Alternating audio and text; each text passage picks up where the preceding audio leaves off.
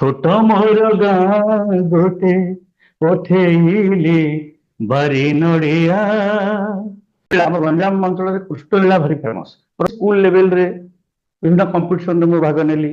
ଆମକୁ ହେଲା କି କୋଉଠି ଛାଡିବା ପାଇଁ ମାଙ୍କର ପ୍ରେରଣା ବି ବେଶୀ ଦରକାର। ଯେତେବେଳେ ଫିଲ୍ମ ନୂଆ ନୂଆ ଡେଭଲପ ହଉଥିଲା ସେତେବେଳଠୁ ସାର୍ ନିଜର ସଙ୍ଗୀତ ନିର୍ଦ୍ଦେଶନା ଭାବେ ଆରମ୍ଭ କରିଥିଲେ। ୱେଷ୍ଟର୍ଣ୍ଣ ଓଡ଼ିଶାରେ ପାଠ ପଢିଲି, ତେଣୁ ମୋର ୱେଷ୍ଟର୍ଣ୍ଣ ଓଡ଼ିଶା କଲଚର ମଧ୍ୟ ପ୍ରାୟ ମୋ ଗୀତରେ ଯେତେ ସବୁ ଗୀତରେ ରିଫ୍ଲେକ୍ସନ ଥିବ ନିଶ୍ଚିତ ଭାବରେ ସେ ଡ୍ରାମାଟିକ ସେକ୍ରେଟାରୀ ବି ହେଇଥିଲି। ଆଜ୍ଞା ହଁ, ଝିଅମାନେ ମୋ ପାଇଁ ପ୍ରଚାର କରିଥିଲେ ସେତେବେଳେ। ସେ ଏଇ ଗୋଟେ ରେୟାର କଥା। ଆଜ୍ଞା ସେତେବେଳେ କଟକ ହିଁ ଓଡିଆ ମ୍ୟୁଜିକର ପୁରା ପ୍ରାଇମ ପ୍ଲେସ୍।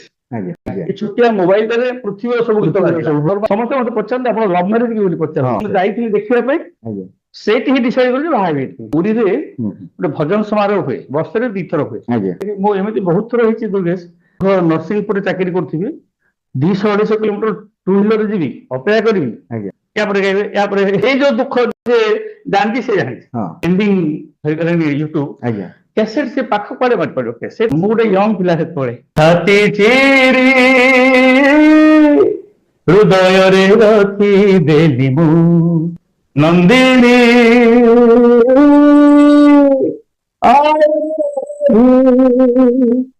ନମସ୍କାର, ସମୀକ୍ଷା ନ୍ୟୁଜର ଆଉ ଏକ ସାକ୍ଷାତକାର କାର୍ଯ୍ୟକ୍ରମକୁ ଆପଣଙ୍କୁ ସ୍ୱାଗତ କରୁଛି। ମୁଁ ଦୁର୍ଗେଶ ମହାପାତ୍ର। ଆଜି ଆମ ଗହଣରେ ଯେଉଁ ଅତିଥି ଅଛନ୍ତି ସେ ହେଉଛନ୍ତି ଜଣେ ବିଶେଷ ଅତିଥି। ସେ ହେଉଛନ୍ତି ଏକାଧାରରେ ଜଣେ କଣ୍ଠଶିଳ୍ପୀ ଏବଂ ସଙ୍ଗୀତ ନିର୍ଦ୍ଦେଶକ ମଧ୍ୟ। ବିଭିନ୍ନ ଆଧୁନିକ ସଙ୍ଗୀତଠାରୁ ଆରମ୍ଭ କରି ଭଜନ, ମ୍ୟୁଜିକ ଭିଡିଓ, ଆଲବମ ଇତ୍ୟାଦି ଅନେକ ସଙ୍ଗୀତରେ ଆପଣ ତାଙ୍କୁ ସଙ୍ଗୀତରେ ବିଭିନ୍ନ ଗୀତକୁ ନିଜ ସଙ୍ଗୀତର ତାଳରେ ସଜେଇବାରେ ଆପଣ ନିଜେ ଜାଣିଛନ୍ତି ତାଙ୍କୁ। ସେ 1985 ମସିହାରୁ ତାଙ୍କର ଏହି ଯାତ୍ରା ଜାରି ରଖିଛନ୍ତି ଆଜି ପର୍ଯ୍ୟନ୍ତ। ତେବେ ତାଙ୍କୁ ଆଜି ଆମ କାର୍ଯ୍ୟକ୍ରମକୁ ସ୍ୱାଗତ କରିବା। ସେ ଆଉ କେହି ନୁହେଁ, ଆମ ସହିତ ଅଛନ୍ତି କଣ୍ଠଶିଳ୍ପୀ ଓ ସଙ୍ଗୀତ ନିର୍ଦ୍ଦେଶକ ଶ୍ରୀଯୁକ୍ତ ପ୍ରଶାନ୍ତ ତାଡୁ ସାର୍। ସାର୍ ନମସ୍କାର। ନମସ୍କାର, ସ୍ୱାଗତ କରୁଛି ଆପଣଙ୍କୁ ଧନ୍ୟବାଦ। ସମୀକ୍ଷା ନ୍ୟୁଜର। ତ କେମିତି ଲାଗୁଛି ଆପଣଙ୍କୁ ଆସି? ମତେ ତ ବହୁତ ବଢିଆ ଲାଗୁଛି, କାହିଁକି ସଣ୍ଡେରେ ଆପଣମାନଙ୍କ ସହିତ ବସି ମୋର ଯେତେ ଶ୍ରୋତା ମାନଙ୍କ ସହିତ ଗୋଟେ ଇଣ୍ଟରାକ୍ସନ କରିବାର ଯୋଉ ସୁଯୋଗ, ଏଇଟା ନିଶ୍ଚିତ ଭାବରେ ଗୋଟେ ଖୁସି ଦେବା କଥା। ଆପଣମାନେ କରୁଛନ୍ତି ଆମ ପାଇଁ, ବହୁତ ଭଲ। ଆଉ ନିଶ୍ଚିତ ସାର୍, କାର୍ଯ୍ୟକ୍ରମଟା ଆମର ଚାଲିବ ଇଣ୍ଟରଭ୍ୟୁ, କିନ୍ତୁ ତା ପୂର୍ବରୁ ଆପଣ ଆମ ଦର୍ଶକ ମାନଙ୍କୁ ଏକ ସୁନ୍ଦର ଭଜନ ଶୁଣେଇବେ। ହଁ, ନିଶ୍ଚିତ ଶୁଣିବା, ଠିକ ଅଛି। କାଳିଆ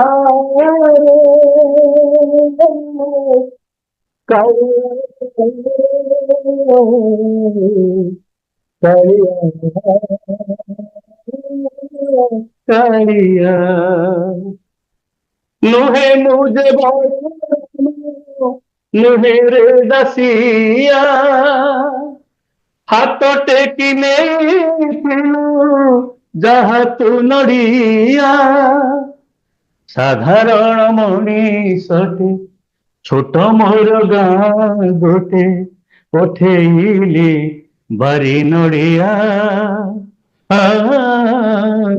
ହାତ ଟେକି ନେବୁ କାଳିଆ, ପଠେଇଲି ବାରି ନଡ଼ିଆ, ହାତ ଟେକି ନେବୁ କାଳିଆ। ବାহ, ବହୁତ ସୁନ୍ଦର। ମହାପ୍ରଭୁ ଶ୍ରୀ ଜଗନ୍ନାଥଙ୍କ ଭଜନରେ ଆଜି ଆମ କାର୍ଯ୍ୟକ୍ରମଟା ଆରମ୍ଭ ହେଉଛି। ତେବେ ସାର୍, ଆପଣ ତ ଅନେକ ଗୀତ ରଚନା କରିଛନ୍ତି, ଭଜନ ଠାରୁ ଆଧୁନିକ ପର୍ଯ୍ୟନ୍ତ। କିନ୍ତୁ ଏଇ ଯୋଉ ଯାତ୍ରା, ଆପଣ କେବେ ନା କେବେ ଡିସାଇଡ କରିଥିବେ ଯେ ଆମେ ଏଇ ଯାତ୍ରା କେବେଠୁ ଆରମ୍ଭ କରିବୁ। ସଙ୍ଗୀତ ପ୍ରତି ଆପଣଙ୍କ ରୁଚି କେବେଠୁ ଥିଲା, ଆଉ ଆପଣଙ୍କ ଯାତ୍ରା କେବେଠୁ ଆରମ୍ଭ ହେଲା, ସେ ସମ୍ପର୍କରେ 10 ମିନିଟ୍। ହଁ, ଯାତ୍ରା କଥାଟା ସଙ୍ଗୀତଟା ବହୁତ ଲେଟରେ ଆସିଲା। କାହିଁକି ନା ମୁଁ ତ ପିଲାବେଳେ, ମାନେ ମୁଁ ଛୋଟବେଳୁ ଗୀତ ଗାଉଥିଲି। ଆଜ୍ଞା ମାନେ ଏକଦମ ଯେତେବେଳେ ମାନେ ମୁଁ ଜାଣିବା ବୟସ ସେଇ ପଞ୍ଚମ ଷଷ୍ଠ ଏଇ ସମୟରୁ ମୁଁ ଗୀତ ଗାଇବାର ସୁଯୋଗ ପାଉଥିଲି। କାହିଁକି ନା ଆମ ଘରଟା ଗୋଟେ ଥିଲା ଗୀତର ମାହୋଲ ପାଇଁ ପିଲାମାନଙ୍କୁ ଗୋଟେ ସେଠି ସୁବିଧା ଥିଲା। ତାର କାରଣ ହେଲା ମୋ ବାପା ଜଣେ ଗୀତ ଗାଉଥିଲେ, ସରକାରୀ ଚାକିରି ବି କରୁଥିଲେ, ପ୍ଲସ୍ ଯେହେତୁ ଆମ ଘରଟା ହଉଛି ଜାଣିଛ ଦୁର୍ଗେଶ, ଆମ ଘର ହେଲା ପାରଳାଖେମୁଣ୍ଡି। ଆଜ୍ଞା ଆଜ୍ଞା ମାନେ ବୋର୍ଡର ଷ୍ଟେଟ, ଆନ୍ଧ୍ର ବୋର୍ଡର। ବୋର୍ଡରରେ ତା ପାଖରେ ଗୋଟେ ଛୋଟିଆ ଗାଁଟେ, ମାନେ ପୁରା ଆନ୍ଧ୍ର ବୋର୍ଡର। ଆମ ଗାଁର ବୋର୍ଡର ହଉଛି ଆନ୍ଧ୍ର, ଦେବିତି ବୋଲି ଗୋଟେ ଛୋଟ ଗାଁ। ଆଜ୍ଞା ସେଇ ଗାଁରେ ମୁଁ ଜନ୍ମ। ତେଣୁ ବାପା ସେ ଅଞ୍ଚଳ କଣ କୃଷ୍ଣଲୀଳା, ଆମ ଗଞ୍ଜାମ ଅଞ୍ଚଳରେ କୃଷ୍ଣଲୀଳା ଭାରି ଫେମସ। ପ୍ରତ୍ୟେକ ଗାଁ ଗାଁ ପ୍ରାୟ ସେତେବେଳେ କୃଷ୍ଣଲୀଳା ହୁଏ। ଆଜ୍ଞା ଆଉ ମୋ ବାବା ସେଥିରେ ଗୋଟେ ଗାୟକ ଭାବରେ ବାପା ଗାଉଥିଲେ। ତେଣୁ ଯୋଉଠି ସେ କୃଷ୍ଣଲୀଳା ହୁଏ, ଗାଁର ମଠ ସବୁ ସେପଟେ ବୈଷ୍ଣବ ମଠ ଭର୍ତ୍ତି। ମଠରେ ପ୍ରତିଦିନ ସନ୍ଧ୍ୟାରେ କୀର୍ତ୍ତନ ହବ, ଆଜ୍ଞା ପୌରାଣିକ ଗୀତ ସବୁ ଚର୍ଚ୍ଚା ଚାଲିବ। ସନ୍ଧ୍ୟା ହେଲେ ମତେ ନନା ସାଙ୍ଗରେ ନେଇକି ଯାଆନ୍ତି ସବୁବେଳେ। ମୁଁ ଭାବୁଛି ମୋର ସେଇଠୁ ହିଁ ଏ ଯୋଉ ସଙ୍ଗୀତ ପ୍ରତି ଆକର୍ଷଣଟା ସେଇ ସମୟରୁ ଆରମ୍ଭ ହେଇଯାଇଛି। ଆଜ୍ଞା ସେତେବେଳେ ପୁରୁଣା ପୁରୁଣା ଗୀତ ସବୁ ଗାଇବାର ସୁଯୋଗ ମିଳୁଥିଲା ତାଙ୍କ ସାଙ୍ଗରେ। ଧୀରେ ଧୀରେ ଧୀରେ ସ୍କୁଲ ଲେଭେଲରେ ବିଭିନ୍ନ କମ୍ପିଟିସନରେ ମୁଁ ଭାଗ ନେଲି। ସେ ଯୋଉ ଗୀତ ଗାଇବା ପାଇଁ ସ୍ପୃହାଟା ଏମିତି ମୋର ଆରମ୍ଭ ହୋଇଥିଲା। ସାର୍ ବାପା ଏବଂ ଇଣ୍ଟରଭ୍ୟୁରେ ଆପଣ କହୁଛନ୍ତି ଯେ ଆପଣ ବାପା ଆପଣଙ୍କ ଗୁରୁ ଆପଣଙ୍କୁ ସଙ୍ଗୀତ ଜଗତରେ ସିଏ ହିଁ ପ୍ରୋତ୍ସାହନ ଦେଇଛନ୍ତି।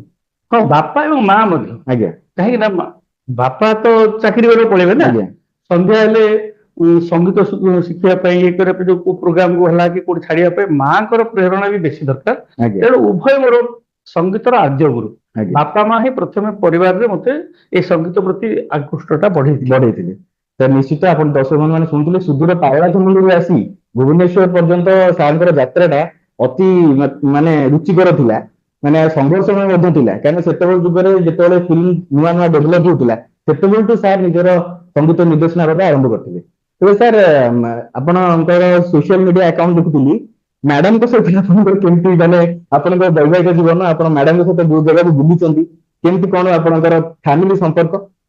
ଦେଖନ୍ତୁ, ମୁଁ ଫ୍ୟାମିଲି ସମ୍ପର୍କ ତ ଆଉ ଟିକେ ଡେରି ଆସିଛି। ଆଜ୍ଞା ୟା ଭିତରେ କଣ ହେଇଛି, ମୁଁ ଯେହେତୁ ବାପା ଚାକିରି କରୁଥିଲେ, ଆଜ୍ଞା ଫାଦରଙ୍କ ବିଭିନ୍ନ ଜାଗାକୁ ଟ୍ରାନ୍ସଫର ହୁଏ। ତେଣୁ ମୁଁ ବେସିକାଲି ମୋର ସ୍କୁଲିଂଟା ପଳେଇଲା ୱେଷ୍ଟର୍ଣ୍ଣ ଓଡ଼ିଶାରେ। ଆଜ୍ଞା ୱେଷ୍ଟର୍ଣ୍ଣ ଓଡ଼ିଶାରେ ପାଠ ପଢିଲି। ତେଣୁ ମୋର ୱେଷ୍ଟର୍ଣ୍ଣ ଓଡ଼ିଶା କଲଚର ମଧ୍ୟ ପ୍ରାୟ ମୋ ଗୀତରେ ଯେତେ ସବୁ ଗୀତରେ ରିଫ୍ଲେକ୍ସନ ଥିବ ନିଶ୍ଚିତ ଭାବରେ ସେ ରିଦିମ୍, ସେଇ ଫୋକର ଷ୍ଟାଇଲ ଟିକେ ସେ ଅଟୋମେଟିକାଲି ଆସିଯାଏ। ବିକଜ ମୋର ଚାଇଲ୍ଡହୁଡଟା ସେଠି କଟିଛି। ଆଜ୍ଞା ତାପରେ ଏଗେନ୍ ପୁଣି ଆସିଲି ପାରଳାଖେମୁଣ୍ଡି କଲେଜକୁ ପଢିଲି। ତେଣୁ ଯୋଉ ବୁଲିବା ଭିତରେ ମାନେ ଏଇ ସଙ୍ଗୀତ ବିଭିନ୍ନ ଏପଟ ୱେଷ୍ଟର୍ଣ୍ଣ କଲଚରକୁ ଆମ ସାଉଥ କଲଚର, ପାରଳାଖେମୁଣ୍ଡି ଯେହେତୁ ଆନ୍ଧ୍ର ବୋର୍ଡରଟା, ସେଠି କର୍ଣ୍ଣାଟକ ସଙ୍ଗୀତର ପ୍ରଭାବ ବେଶୀ। ଆଜ୍ଞା ତେଣୁ ସେ କର୍ଣ୍ଣାଟକ ପ୍ରଭାବ ମୋ ଉପରେ ବେଶୀ ପୁରା ବହୁତ ପଡିଛି। ତେଣୁ ଏଇ ଯାକ ସବୁ ମତେ ବହୁତ ଗୋଟେ ଯୋଉ ଗୀତ ଯୋଉ ପ୍ରୋଗ୍ରେସରେ ବହୁତ ସାହାଯ୍ୟ ମତେ ମାନେ ସାଉଥ ଇଣ୍ଡଷ୍ଟ୍ରିର ପ୍ରଭାବ ମଧ୍ୟ ଆପଣଙ୍କ ଉପରେ ନ୍ୟାଚୁରାଲି ଅଛି। ପଡିଲା, ଯେମିତି ପୁରା ବର୍ଡର ଏରିଆ ତ। ଆଜ୍ଞା ତେଣୁ ଏଇ ପରିପ୍ରେକ୍ଷୀରେ ମୋର ଧୀରେ ଧୀରେ କଲେଜ ଲେଭେଲ ଯେତେବେଳେ ପାରଳାଖେମୁଣ୍ଡି ଗଲା, ସେଇ ପର୍ଯ୍ୟନ୍ତ ମୁଁ ଏଇ ଗୀତ ଯେ ମୁଁ ଗୋଟେ କ୍ୟାରିୟର କରିବି, ଗୀତରେ ଗୋଟେ ଏମିତି ସୁଯୋଗ ପାଇବି, ଏସବୁ ଧାରଣା ମୋର ନଥାଏ। ଯେମିତି ଆଜ୍ଞା ଆମେଚୁର ସିଙ୍ଗର ଯେମିତି ଗାଆନ୍ତି, କଲେଜ ଲେଭେଲରେ ମୁଁ ଗୀତ ଫିତ ଗାଉଥିଲି, ଡ୍ରାମାଟିକ ସେକ୍ରେଟାରୀ ବି ହେଇଥିଲି। ଆଜ୍ଞା ହଁ, ଝିଅମାନେ ମୋ ପାଇଁ ପ୍ରଚାର କରିଥିଲେ ସେତେବେଳେ, ସେ ଏଇ ଗୋଟେ ରେୟାର କଥା। ଆଜ୍ଞା ହଁ, ଝିଅମାନେ ସବୁ ପ୍ରଚାର କରିଥାନ୍ତି ଓନ୍ଲି ବିକଜ ଅଫ ସିଙ୍ଗିଂ, ଆଉ କିଛି ଆଜ୍ଞା ନାହିଁ। ଆଜ୍ଞା ତେଣୁ ଏଇ ସବୁ ଲମ୍ବା ରାସ୍ତା ଭିତରେ କଲେଜ ସରିଲା ପରେ ମୋର ଚାକିରି ହେଇଗଲା କଟକରେ। ଆଜ୍ଞା ସେ କଟକ ଚାକିରି ହେଲା ବେଳକୁ ମୋର ଟିକେ ମାଇଣ୍ଡଟା ଗ୍ରୋନ ଅପ୍ ହେଇଥାଏ। କଲେଜ ଲେଭେଲ ଆସିଗଲା ପରେ ଗାଇବାର ଯୋଉ ୱା ୱା କରୁଥାନ୍ତି ଲୋକାଲ ପିଲାମାନେ, ସାଙ୍ଗମାନେ, ସେଇଠୁ ମୁଁ ଭାବୁଛି ଯେହେତୁ କଟକ ହେଲା, ସେତେବେଳେ କଟକ ହିଁ ଓଡିଆ ମ୍ୟୁଜିକର ପୁରା ପ୍ରାଇମ ପ୍ଲେସ। ଆଜ୍ଞା ସବୁ ଯୋଉ ବର୍ଷରେ 5ଟା କି 6ଟା କି 10ଟା ଗୀତ ବାହାରେ, ସବୁ ଅପେକ୍ଷା କରିଥାନ୍ତି ସେ ସମୟରେ, ଆଜ୍ଞା ରଜ ବେଳେ, ଦଶହରା ବେଳେ।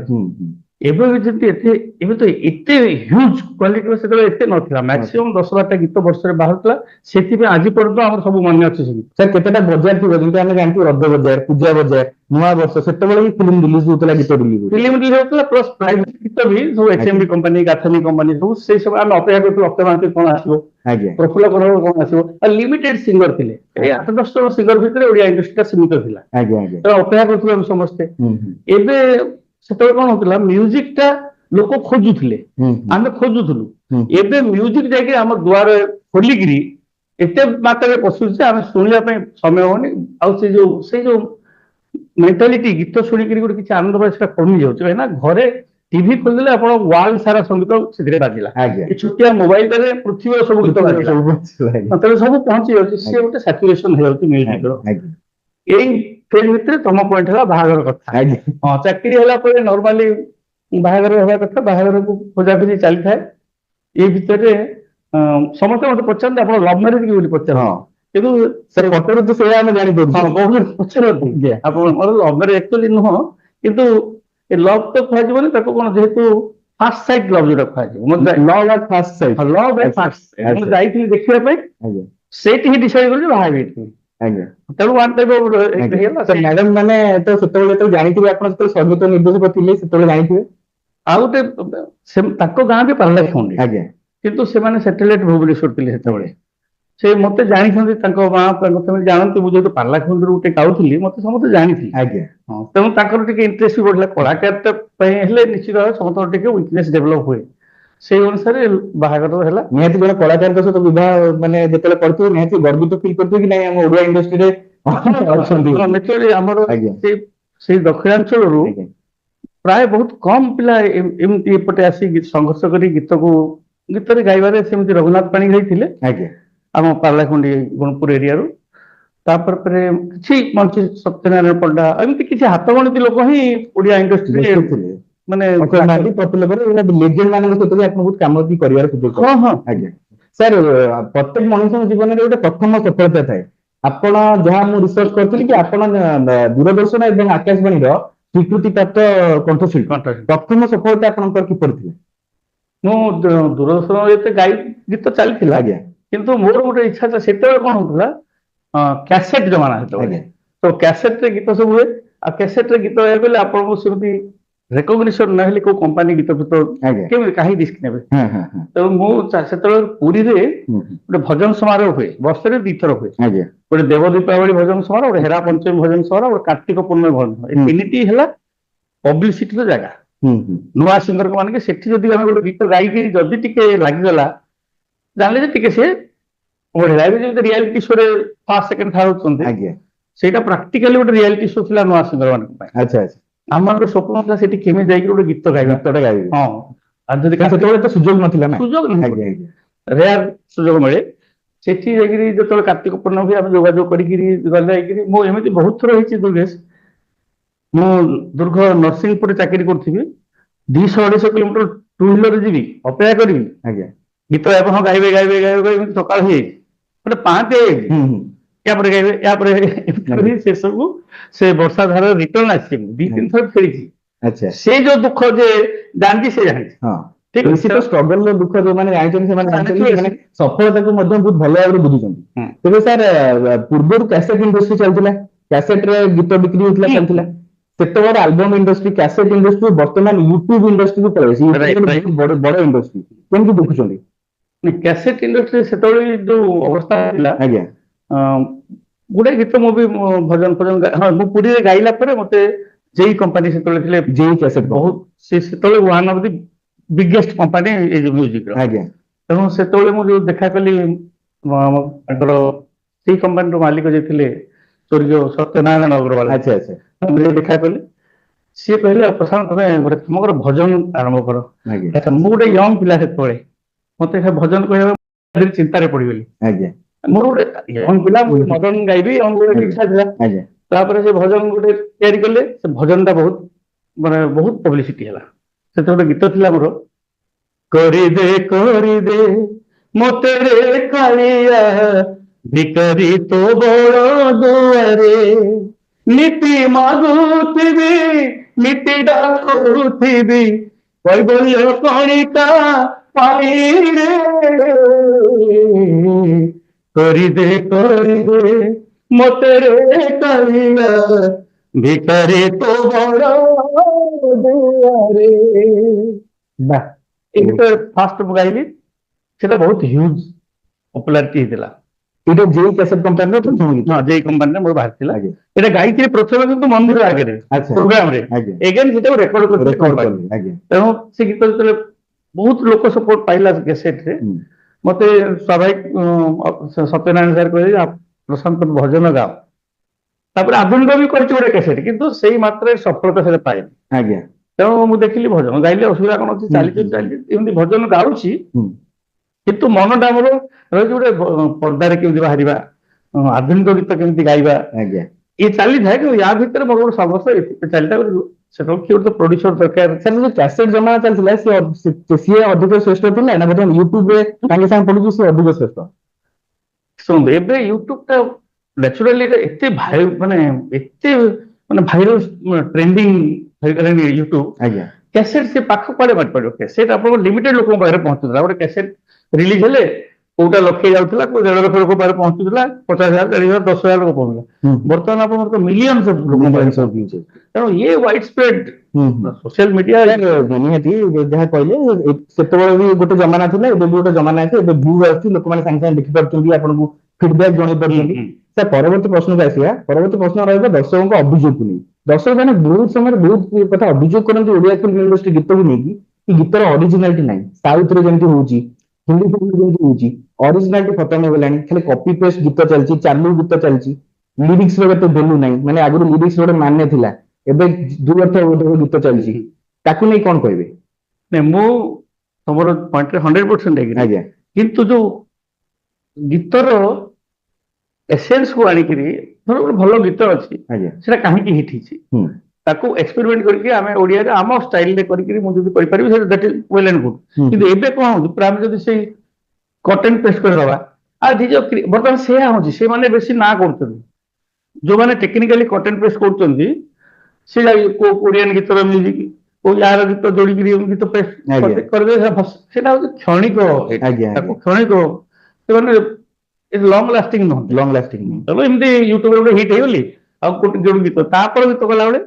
किबा जोटी पब्लिक रे कंपोज करिया पई जोटी स्टेज रे गाइबा पई ए सब बेले से सब असुविधा हो ताको तेणु जे शिखी करी आछि जे गीत को साधना करके आछि से कंपोजिशन निश्चित भाव में एबे भल न लागि पारे किंतु दैट सॉन्ग भविष्य रे बहुत भल लागि लोक पाखरे पहुंची से सर मोटामोटी आपण कहबे चाहते जे कॉपी जमाना एते कॉपी एते न करके ओरिजिनल गीत रहबे सेते भल नेचुरल ओरिजिनल गीत टी हमर अभाव कोन अछि आज्ञा आमे तो गीत शिखिचे हारमोनियम अछि गळा अछि आमे निजे काहे कंपोज करिया नै इंस्पिरेशन ठीक अछि इंस्पायर कर गीत को इंस्पायर हे कर कहली that is well and good करि परले भलो मु भी बहुत गीत रे इंस्पायर हेछि मत भल लागि से गीत अरे ए गीत ए राग रे अछि से राग पाइला पर मु मोर इंस्पिरेशन के मु से गीत को अलगा वे प्रेजेंट करि परली सेटा भलो किंतु कॉपी पेस्ट आई कॉपी पेस्ट मु केबे भी ता सपोर्ट नै निश्चय निश्चय जंदी सर कहले कॉपी पेस्ट सपोर्ट सर केबे नै सब ओरिजिनल सपोर्ट रे अछन सर आ गोटे प्रश्न मन को आसे जे जातीय रियलिटी शो रे अनेक सिंगर जंतु ऋतुराज अनन्या शीतम नंद हम शशांक शेखर बर्णाली होता एम सब ना कर ओडिया इंडस्ट्री काम मिलवार देखा जाऊँ कौन सुनते माने बर्तमान खाली से तो जातीय स्तर कहले स्टेट लेवल रे भी आज्ञा माने आमे एते सौभाग्य जे एते पिला हमर अछंती स्टेट लेवल रे जो कंपटीशन भी होती मु देखुची केते जज भी में अछि आज्ञा बहुत टैलेंटेड पिला हम ओडिसा रे अछंती बहुत टैलेंटेड तेणु एमाने जो बने भी जातीय स्तर रे हमर पाउचंती actually that is a competition सेट गोटे कंपटीशन है एमाने प्रूफ करदेले गला परे से जो लेवल से नेशनल लेवल से पहुंच गला परे सेठर जो नेशनल लेवल रो थॉट प्रोसेस अलग स्टेट लेवल थॉट प्रोसेस अलग तो से माने से लेवल गला परे स्टेट लेवल रे एठी गलो गीत गाइले 5000 10,000 टका 15,000 10,000 टका मिलिबो सेठी दे आर ट्राइंग फॉर जो लक्ष लक्ष टका अछि बिजनेस अछि तेणु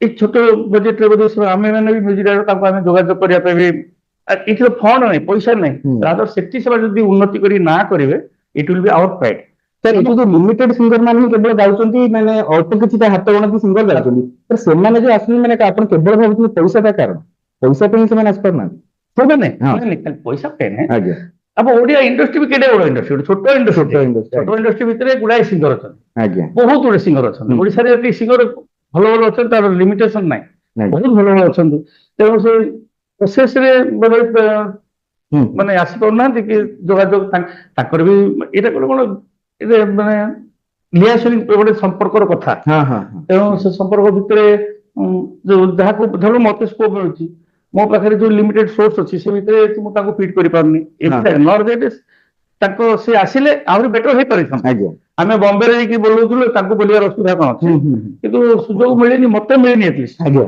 निहत भाव सार्जन कहलु कि कारण टिके अभाव होची जदि ओडिया इंडस्ट्री सेति फॉलो फुल बड़ा बड़ हबो ये तो सेमाने को मध्य आउरी आज्ञा सेमाने चांस पाइबे सर अंतिम प्रश्न ये रहबो कि आपण अनेक गीत गाइछन आपण आधुनिक गीत मध्य गाइछन टिके से आधुनिक गीत जंति कि आपण सुपरहिट सिनेमा को जो प्रेम होगी से गीत टिके हम रस वर्णन सुनाते एवं गीत आपण अधिक आत्मसंतोष देसी कहबे मते एक्चुअली जेतु बिगिनिंग ऑफ द मोर करियर थिला नंदिनी आई लव यू आज्ञा तार टाइटल सॉन्ग ता मते सबुदिन पे मोर मन रहला सेटा भी गोटे ओडिया म्यूजिक रे गोटे रियलिस्टिक सॉन्ग जोटा कहजे चेंज ओवर करथिला म्यूजिक से जो से कैसेट जमाना रे गोटे बढ़िया रिकॉर्ड करथिला आज्ञा प्रेम रंग जो प्रेम रंग बजाऊ सो आपण पसंद रे आधुनिक गीत अब मो array Nandini I love you title की तो निश्चय हाथ काटे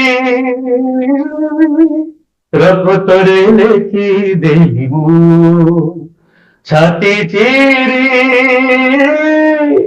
ହୃଦୟରେ ରଖିଦେଲି ମୁଁ ମୋର ପ୍ରଥମ ପ୍ରେମ ତୁ ମୋର ପ୍ରଥମ ସ୍ୱପ୍ନ ତୁ ମୋର ପ୍ରଥମ ପ୍ରେମର ଚିହ୍ନ ତୁ ନନ୍ଦିନୀ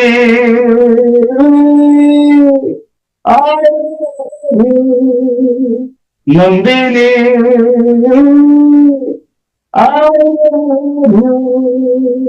ବାহ, খুব সুন্দর। ନନ୍ଦିନୀ ଆଇଲେବୁର ଗୀତ ଶୁଣିକି ହୁଏତ ଦର୍ଶକ ବନ୍ଧୁ ଆମ ଯୁବ ବର୍ଷ ମାନେ ଯୋଉମାନେ ସେମାନେ ବହୁତ ରୋମାଣ୍ଟିକ ହେଇଥିବେ ଆଉ ସେମାନେ ମଧ୍ୟ ନିଜ ନିଜ ନନ୍ଦିନୀକୁ ଆଇଲେବୁ ବୋଲି ମଧ୍ୟ କହିବେ। ସାର୍ଙ୍କର ଏଇଟା ଥିଲା ସବୁଠୁ ସୁପରହିଟ ଗୀତ, ଆଧୁନିକ ଗୀତ ଥିଲା। ତେବେ ଦର୍ଶକ ବନ୍ଧୁ ସାର୍ ଆମେ ଆଜିର କାର୍ଯ୍ୟକ୍ରମକୁ ଏଇଠି ସାରିବା। ଶ୍ରୀଯୁକ୍ତ ପ୍ରଶାନ୍ତ ପାଢୀ ସାର୍ ଆମ କାର୍ଯ୍ୟକ୍ରମକୁ ଆସିଲେ, ନିଜର ଅନୁଭୂତି ଆମ ସହିତ ସେୟାର କଲେ, ଆଗକୁ କଣ କରିହେବ କଣ ନାହିଁ ସେ ବିଷୟରେ ତର୍ଜମା କଲେ। ତେବେ ସାର୍ ଆପଣଙ୍କୁ ଧନ୍ୟବାଦ ଆମ Thank you. କାର୍ଯ୍ୟକ୍ରମକୁ ଆସିଥିବାରୁ। ଧନ୍ୟବାଦ। ଆଜ୍ଞା, ତ ବର୍ତ୍ତମାନ ଆମ କାର୍ଯ୍ୟକ୍ରମକୁ ଏଇଠି ରଖିବା। ଆଗାମୀ ଅଧ୍ୟାୟରେ ଦେଖା ହବ ଆଉ ଜଣେ ନୂଆ ଅତିଥିଙ୍କ ସହିତ। ନମସ୍କାର। ନମସ୍କାର।